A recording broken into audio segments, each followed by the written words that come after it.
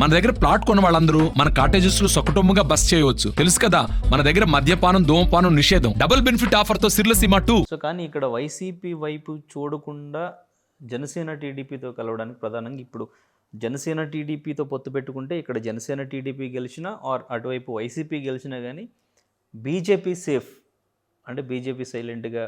So అటువైపు ఇటువైపు కూడా గేమ్ ప్లాన్ చేసుకుని, అందుకనే మొన్న వచ్చినప్పుడు కూడా వైసీపీ ప్రభుత్వం గురించి ఎక్కువగా విమర్శించకుండా ఆయన మాట్లాడారు అనేది ఒక చర్చ. అది ఎంతవరకు కరెక్ట్ అంటారు? అది కరెక్ట్ కాదో మనకు తెలియదు. బట్ ఏంటంటే మన ఆంధ్ర రాజకీయం చూస్తూ ఉంటే ఈవెన్ తెలంగాణ కేసీఆర్ గారు పాలనంత కాలం కూడా మెజారిటీ టైమ్స్ ఇక్కడ మెజారిటీ టైమ్స్ ఒక 1 or 2 times బిల్స్కి వీళ్ళు ఓట్ చేయలేదు. బట్ మెజారిటీ టైమ్స్ బీజేపీ వాళ్ళు వీళ్ళు ఓటు వేసారో లేదో తెలియదు, కానీ టీడీపీ వాళ్ళు, వైఎస్ఆర్సీపీ వాళ్ళు, టీఆర్ఎస్ వాళ్ళు ముందు వీళ్ళు ఓటు వేసి వచ్చేవారు అక్కడ, వాళ్ళు అడిగినా అడగకపోయినా. సో ఈ 2 రాష్ట్రాలు వాళ్ళ చేతుల్లో ఉన్నట్టు. ఇప్పుడు కాంగ్రెస్ వచ్చింది కాబట్టి తెలంగాణ వాళ్ళ చేతుల్లో లేదు, ఆంధ్ర ఆల్రెడీ వాళ్ళ కంట్రోల్లో ఉన్నట్టే. సో ఎవరు గెలిచినా వాళ్ళు అయ్యాక టికెట్ సీట్లు, ఓట్లు కూడా, సీట్లు కూడా వాళ్ళు అయ్యాయి. అండ్ ఇప్పుడు వైసీపీ ప్రభుత్వం విషయానికి వస్తే, వైసీపీ ప్రభుత్వం ఈ 5 ఏళ్లలో చేసిన మిస్టేక్స్, అంటే కొంచెం నెగిటివిటీ రావడానికి చేసిన మిస్టేక్స్ ఏమంటారు? అండ్ ఇంకా గెలవడానికి ఛాన్సెస్ ఉండడానికి చేసిన మంచి పనులు కానీ, అభివృద్ధి కానీ ఏమంటారు? నెగిటివిటీ అంటే కేవలం ఒక సామాజిక వర్గానికి ఏమంటారు దాన్ని, దూరం చేసుకోవటం, వాళ్ళ మీద ఒక రకమైన రివెంజ్ యాటిట్యూడ్ తీసుకొని చేయటం లాంటి పనులు. అంటే అఫ్కోర్స్ అంతకుముందు తెలుగుదేశం వాళ్ళు ఏం చేశారో అవన్నీ రిపీట్ చేశారు. వాళ్ళు ఏం చేస్తే చేశారు. వైజాగ్లో జగన్మోహన్ రెడ్డి గారిని ఆపారు వాళ్ళు, అప్పుడు చంద్రబాబు గారు. ఇప్పుడు వీళ్ళు వైజాగ్లో ఈయన ఆపారు. వాళ్ళు ఏమి చేస్తే అది, వాళ్ళు అరెస్ట్ చేస్తే వీళ్ళు అరెస్ట్ చేశారు, వాళ్ళు కేసు పెడితే వీళ్ళు కేసు పెట్టారు, వాళ్ళు మీడియా వాళ్ళని అరెస్ట్ చేస్తే వీళ్ళు మీడియా వాళ్ళని అరెస్ట్ చేశారు. మీరు లెక్క తీసుకోండి, ఎన్ని అరెస్టులు ఎన్ని కేసులు జరిగినాయో అన్ని అరెస్టులు అన్ని కేసులు తెలుగుదేశం ప్రభుత్వం అప్పుడు ఏం జరిగిందో వైఎస్ఆర్సీపీ ప్రభుత్వం అప్పుడు కూడా చేశారు. బట్ ఆ రాజకీయం చేయను. జగన్మోహన్ రెడ్డి గారు ఎలక్ట్ అయిన రోజు ఏం చెప్పాడు, నాకు ఏ పార్టీతో సంబంధం లేదు, నాకు ప్రజలే ముఖ్యం, ప్రజల కోసం నేను ఏదైనా చేస్తానని చెప్పాడు ఆయన చెప్పి మళ్ళీ రివెంజ్ పాలిటిక్స్ చేశారు. అది ఫస్ట్ పాయింట్. 2, అమరావతి జోలికి వచ్చాడు. అవసరం లేదు, యాక్చువల్గా చేయక్కర్లేదు, వచ్చాను. ఈ 2 చేయకుండా ఉండటంతో ఎప్పుడు పోయింది. ఈ గవర్నమెంట్ ఎంప్లాయీస్కి పాపం యాక్చువల్గా అయితే కొన్ని మంచి పనులే చేసినట్టు గవర్నమెంట్ ఎంప్లాయీస్ వరకు అయినా, కానీ దాన్ని మనం స్ట్రిక్ట్గా ఉంటే ఎవరు ఒప్పుకోరు కదా. సో అది కుదరలేదు. బట్ ఈ 2 మేజర్గా మైనస్ అయిందంటారు. ఓకే. ఈ మద్యపాన నిషేధం లాంటివి, ఇవి మద్యపాన నిషేధం కాదు, కానీ మద్యపానం అనేది చాలా దెబ్బకొట్టింది. మద్యపానంలో ఈ రేట్లు పెంచేసి మీ అన్ని బ్రాండ్లు దొరకపోవడంతో మగ ఓటర్స్లో, మేల్ ఓటర్స్లో చాలా వరకు విముక్త ఇది వచ్చింది, వాళ్ళ మీద ఒక కోపం వచ్చింది అన్నమాట, ఎగెనిస్ట్గా తయారు. ఈ 3 కారణాలు మేజర్ కారణాలు. ఎందుకంటే ఇవాళ తాగనివాడు లేడు, ప్రతివాడు దొరుకుతాడు కింద నుంచి పై దాకా. ఈ తాగే వాళ్ళందరికీ మందు కాస్ట్ పెరిగిపోవటం కానీ, కావాల్సిన బ్రాండ్ దొరకపోవటం కానీ, రకరకాల ఇది ఒక సమస్య. ఇది మగ ఓటర్ల వరకు మొత్తం దెబ్బ కొడుతుంది. ఎంతవరకు అనేది రేపు మళ్ళీ ఎలక్షన్లో చూసుకోవాలి. ఆడవాళ్ళకి ఏమైనా మైనస్గా ఏమైనా సంక్షేమం? ఆడవాళ్ళకి ఏంటంటే వీటి మీద ఉంది, సంక్షేమంలో నీకు నెంబర్ 1 నాడు. సంక్షేమంలో వాళ్ళు చెప్పిన పథకాలు 9 ఏదో ఇచ్చారు కదా, వాళ్ళు 9 నవరత్నాల్లో 7 నిన్నే చూశాను, 7 చేశారు. ఎక్సెప్ట్ మద్యపానం ఒకటిను, ఇంకోటి ఏదో సరిగ్గా చేయలేదు. మిగిలినవన్నీ వాళ్ళు 7 చేశారు. అండ్ భారతదేశంలోనే ఫస్ట్ టైం అనుకోవటం, మనకి టెన్షన్గా ఇంటికి వచ్చేయటం. దెర్ ఆర్ సో మెనీ, అంటే బెటర్ గవర్నెన్స్ లాగా ఇంటికి మన అకౌంట్లో 1వ తారీఖు పడిపోవటం, పింఛన్లు కానీ, వీళ్ళు చెప్పే వాట్ ఎవర్ ఇవన్నీ రాయితీలు ఇస్తున్నారు వీళ్ళకి, ఇవన్నీ రావడంతో డెఫినెట్గా ఆడవాళ్ళకి, లేడీ ఓటర్స్ బాగా పెరిగారు వాళ్ళకి. అంటే ఎక్కువగా ప్లస్ అయిన విషయాలు అంటే అది ప్లస్ అయిన విషయం రాయితీలే ఇది ఒకటే అంటారు, ఇంకేమైనా ఉన్నాయి? మేజర్ అయ్యి కాకుండా కూడా ఆ డెవలప్మెంట్గా వస్తే పోర్టులు వరుసగా పోర్టులు వచ్చేస్తున్నాయి. 4 పోర్టులు, ఓ మెడికల్ కాలేజెస్ ఆల్రెడీ 5 ఓపెన్ అయినాయి, ఇంకో 10 ఎన్నో రెడీ అవుతున్నాయి. గ్రామ వైద్యశాలలు, విలేజ్ డాక్టర్, ఇంటింటికి డాక్టర్, ఫ్యామిలీ డాక్టర్ అనే స్కీమ్ పెట్టారు. స్కూల్స్ బాగు చేశారు. అక్కడ వైజాగ్లో పలాస్లో హాస్పిటల్, పలాస్ దగ్గర ఏదో ఆ హాస్పిటల్ కట్టి దానికి ఆ పెద్ద జబ్బు అంతకుముందు పవన్ కళ్యాణ్ గారు దాని మీద ఉద్యమం కూడా అది చేశారు. సో ఇట్లా చేసే పనులు వాళ్ళు చేశారు. ఈవెన్ పోలవరం కూడా ఈ స్లూయిస్లు మొత్తం రోడ్డు దాకా అయిపోయింది కదా, కంప్లీట్ చేశారు కదా. మేజర్ ప్రాజెక్ట్ ఎవరో ముట్టుకోవాలి ఇంతవరకు, వాళ్ళు సరిగ్గా చేయలేదు, వీళ్ళు సరిగ్గా చేయలేదు.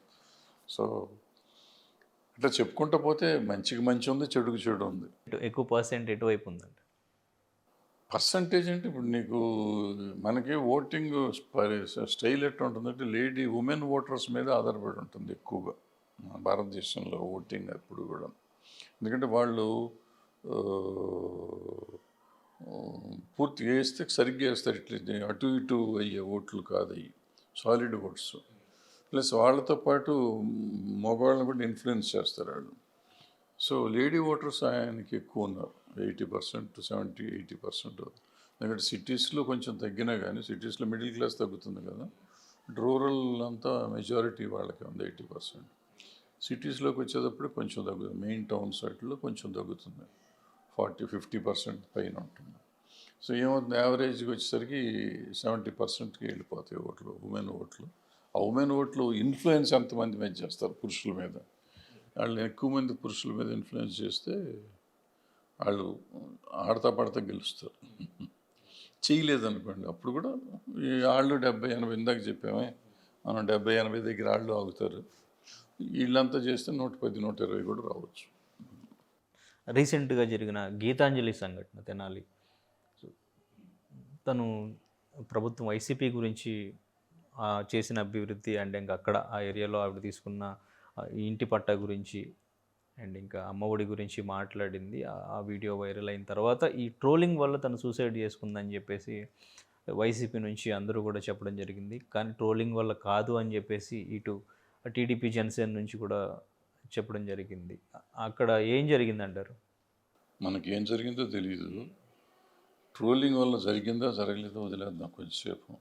అసలు వీళ్ళు దాని గురించి మాట్లాడుతుంది తప్ప, ముందు ఆ అమ్మాయి చచ్చిపోవటం అనేది చాలా బాధాకరమైన విషయం. దాన్ని మనం అందరం కానీ ఎందుకు చచ్చిపోయిందో తెలుసుకోవాల్సిన అవసరం ఒకటి ఉంది. రెండోది, చచ్చిపోయింది ట్రోలింగ్ వల్ల కాదనుకుందాం కొంచెంసేపు. ట్రోల్ చేయొచ్చా? ట్రోల్ చేయడం తప్పు కదా.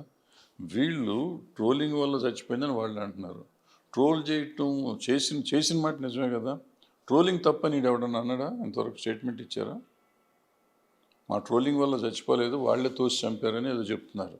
వాళ్ళు తోసి చంపారా, వీళ్ళు ట్రోలింగ్ వల్ల చచ్చిపోయిందా అనేది మన సెకండ్ ఇష్యూ. అసలు ఫస్ట్ ఇష్యూ, ట్రోల్ చేయొచ్చా ఒక ఆడపిల్లని?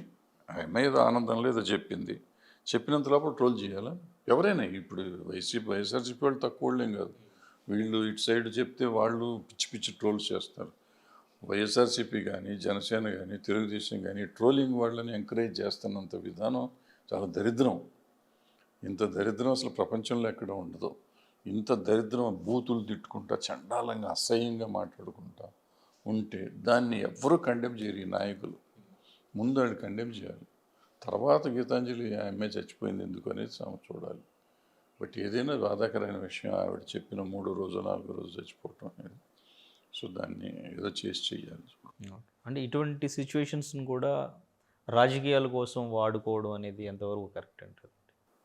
వాడుకుంటారు, మరి రాయపట్టారు, నన్ను వాడుకోవట్లేదు కదా. అట్లా కూడా ఆవిడని కొట్టారు కదా రోడ్డు మీద పడేసి, బండ బూతులు తిట్టి కొట్టారు. దాన్ని ఎందుకు వాడుకోలేదు నాకు అర్థం కావాలి. మరి దాన్ని కూడా వాడుకోవచ్చుగా. ఇప్పుడు ఆవిడ పొలిటికల్ పార్టీ, ఆవిడ చాలా స్ట్రాంగ్ లీడరు జనసేన పార్టీకి. మరి వాళ్ళ ఇంటర్నల్ పార్టీ అయినా కూడా నా బాధ ఏంటంటే వాళ్ళ పార్టీ వాళ్ళు కూడా దాన్ని కండెమ్ చేయలేదు తప్పు అనేది. ప్లస్ ఇటు ఈ యువతల పార్టీలు కూడా దాన్ని క్యాష్ చేసుకుంటానికి ట్రై చేయలేదు, ఎందుకో తెలియదు. అంటే దాన్ని ఒక ఇష్యూ చేయలేదు. ముందు అసలు ఆడపిల్ల ఫస్ట్ ఏ పార్టీ ఎవరు కొట్టారు, ఎందుకు కొట్టారు అనేది, ఎందుకు చచ్చిపోయింది, ఇవన్నీ తర్వాత సంగతి.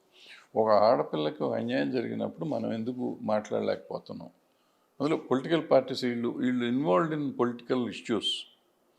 చాలామంది చచ్చిపోతారు. రోజు చచ్చిపోయిన ప్రతి వాళ్ళకి మాట్లాడాలా అని అడిగితే మాట్లాడక్కర్లేదు, మాట్లాడాలి కూడా, మాట్లాడక్కర్లేదు కూడా, సరే అది వేరే సంగతి. బట్ వీళ్ళు నోన్ ఫిగర్స్. ఇవాళ గీతాంజలి అనే అమ్మాయి ఆ రోజు మాట్లాడటంతో పెద్ద నేషనల్ ఫిగర్ లాగా అయిపోయింది ఆమె. ఆమె 2 రోజులు 3 రోజులుగా చచ్చిపోతే ఎలా చచ్చిపోయింది అనేది చూసుకోవాల్సింది పోయి నువ్వు చంపావా అని కేసు కొట్టుకుంటున్నారు తప్ప దాని మీద ఎవరు నిజమైన ఇది చేయలేదు. అట్లాగే రాయపాటి అరుణ, ఆమె కూడా టీవీలు మాట్లాడి ఆంధ్రాలో చాలా పాపులర్ అమ్మాయి. ఆమె మీద అటాక్ జరిగితే దాని గురించి కూడా ఎవరు పట్టించుకోవట్లేదు. చాలా షేమ్ఫుల్గా ఉంది. రైట్. జనసేనకి ఇచ్చిన 24 సీట్లలో 3 సీట్లు మళ్ళీ బీజేపీకి ఆయన సాక్రిఫైస్ చేశారు. అప్పటికే ఈ కాపు సామాజిక వర్గం నుంచి నిరసనలు, ఈ తక్కువ సీట్లు ఇస్తున్నారు, ఇంత తక్కువ సీట్లు అని చెప్పేసి. బట్ ఇప్పుడు ఆయన అవన్నీ ఎవరు ఏం మాట్లాడినా కేర్ చేయకుండా పవన్ కళ్యాణ్ గారు మళ్ళీ ఇంకొక 3 సీట్లు బీజేపీకి కూడా. ఇప్పుడు టోటల్గా చూసుకుంటే ఇప్పుడు ఏ పార్టీకి ఎన్ని సీట్లు రావచ్చు అంటారు? అది చెప్పా కదా ఇందాక, మనం ఏం చెప్పేదట్టు లేదు. ఇప్పుడు అప్పుడే ఏదైనా జరగవచ్చు. బట్ ఏంటంటే ముందు డెఫినెట్గా జనసేనకు కొన్ని సీట్లు వస్తాయి అనేది గ్యారంటీ. 21లో ఎన్ని రావచ్చు? ఎన్నో కొన్ని వస్తాయి, 1, 2, 4, 20 వస్తాయి, 21 వస్తాయి, అది తెలీదు. బట్ డెఫినెట్గా వస్తాయి. అంటే రేపు వీళ్ళ క్యాండిడేట్లకు బట్టి, రేపు జరగబోయే ఎలక్షనీరింగ్ చాలా ఇష్యూస్ ఉంటాయి. ఒక దాని మీద వచ్చేస్తాయి ఓట్లు. అయితే నేను విశ్లేషణ చెప్తేనో, మీరు విశ్లేషణ చెప్తేనో, లేకపోతే అక్కడ సర్వే వాళ్ళు చెప్తేనో రావు. ప్రజల్లో ఆల్రెడీ ఫిక్స్ అయిపోయి ఉంటారు చాలా వరకు. ఇంకొక 5%, 10% అవ్వాల్సిన ఓట్లు అటు ఇటు అవుతాయి కదా, దాన్ని బట్టి ఉంటుంది. టీడీపీ పర్సెంటేజ్ పెరిగిందంటారా? ఓటు పర్సెంటేజ్ ఇప్పుడు పెరగలేదు. డెఫినెట్గా పెరగల. సో అలానే బ్యాలెన్స్డ్ ఉందా లేదంటే తగ్గిందంటారు? తగ్గదు. టీడీపీకి ఏం రావచ్చు అంటే తగ్గిన వారా పెరిగింది కదా. ఎంత తగ్గిందో అంత పెరిగింది. అందుకని అక్కడే ఉంది. ఆ 40% ఎక్కడ ఉందో అక్కడే ఉంది నేను అనుకోవటం. అది but CM candidate Chandrababu Naidu గారు అంటారా? ఆయన కాకుండా ఎవరిని ఉన్నారా? ఇంక వేరే పర్సన్ ఎవరు అసలు ఛాన్స్ లేదంటారా? ఎట్లా ఉంటుంది చెప్పండి, మీరు చెప్పండి. సో నాకు తెలియదు అనుకున్నప్పుడు మీరు చెప్పండి కొంచెం. మీరు కదా ఎవరైనా చెప్పగలరా? ఆయన కాకుండా ఇంకెవరిని ఉంటారు? అంటే ఇవాళ ఉన్న తెలుగుదేశం పార్టీలో అన్లెస్ ఆయన అనుకోకూడదు, కానీ ఆయన లేకుండా వెళ్తే తప్ప వేరే వాళ్ళ గురించి ఊహించడానికి కూడా ఎవరికి ఆలోచన కూడా రాదు కదా. మనం అటువంటి ఆలోచనలు చేయకూడదు. ఆయన ఉన్నంతకాలం వేరే వాళ్ళు, ఆ పార్టీ రాజ్యాంగ అధికారం వస్తే మాత్రం ఆయనే సీఎం. అంటే ఆయన తర్వాత కూడా లోకేష్ గారిని సీఎం చేయాలి అనే ఆయన ఆలోచన, అది మళ్ళీ ఈయన ఆలోచన అయ్యి ఉండొచ్చు, కానీ అది మళ్ళీ ప్రజలు పార్టీ ఇంటర్నల్ గొడవ ఉంటుంది. ఆ ఇంటర్నల్ గొడవలో అది ఎప్పుడేమవుతుందో ఏమో. ఈ రేపు ఒకవేళ ఈయన సీఎం అయ్యి ఈ 5 ఏళ్లలో ఆయన కూడా ఎమర్జ్ అయ్యి పెద్ద లీడర్ అయ్యాడు అనుకోండి, ఈ భవిష్యత్తు అంతా ఆయనదే ఉంటుంది. అంటే ఇవాళ ఉన్న పరిస్థితి ఆయన అంత ఎఫిషియెంట్గా కనపడతలేదు. రేపు అవుతాడేమో. ఇప్పుడు ఏదైనా ప్రాక్టీస్ మేక్స్ మ్యాన్ పర్ఫెక్ట్ అంటారు. సో రేపు 5 ఏళ్లలో ఒకవేళ వీళ్ళు గెలిచి వీళ్ళు పార్టీ చేస్తే, ఆయన సరిగ్గా రన్ చేస్తే నెక్స్ట్ ఆయనకి ఇవ్వచ్చు. ఇప్పుడు తమిళనాడులో స్టాలిన్ గారు సీఎం అవుతారని అనుకోలే.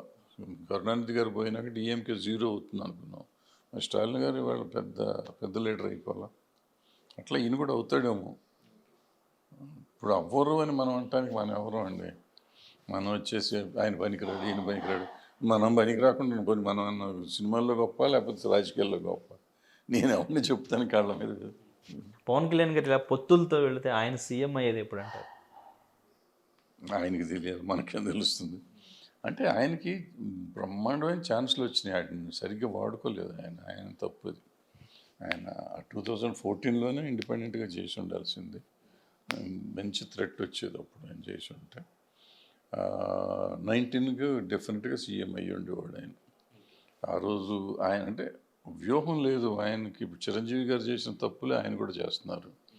ఎవరో చుట్టూతో ఉండే కోటరీ మాటలు వినటం, పిచ్చి పనులు, అన్నీ ఎవరిని రానివ్వకపోవటం, ఎవరిని కలవకపోవటం, ఇవన్నీ. ఇప్పుడు ఆ గ్రూప్ మీటింగులు పెట్టి అక్కడ ఈయనేదో 1 సైడెడ్గా మాట్లాడి ఆ గ్రూప్ మీటింగ్లో వచ్చేవాళ్ళు కూడా ఈయన ఎస్ బాస్ అనేవాళ్ళు వస్తారు.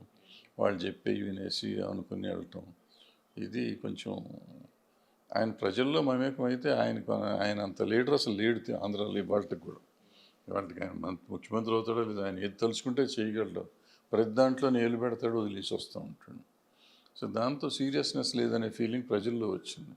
సో కామన్ మ్యాన్కి కూడా ఆయన మీద ఇంట్రెస్ట్ కలిగే పరిస్థితి వచ్చిందంటే డెఫినెట్గా ఆయన ఎప్పుడైనా సీఎం అవుతానికి అవకాశం ఉంటుంది. బట్ ఆయన ఎప్పుడు సీరియస్నెస్ వస్తుందో మనకు తెలియదు, చూడాలి.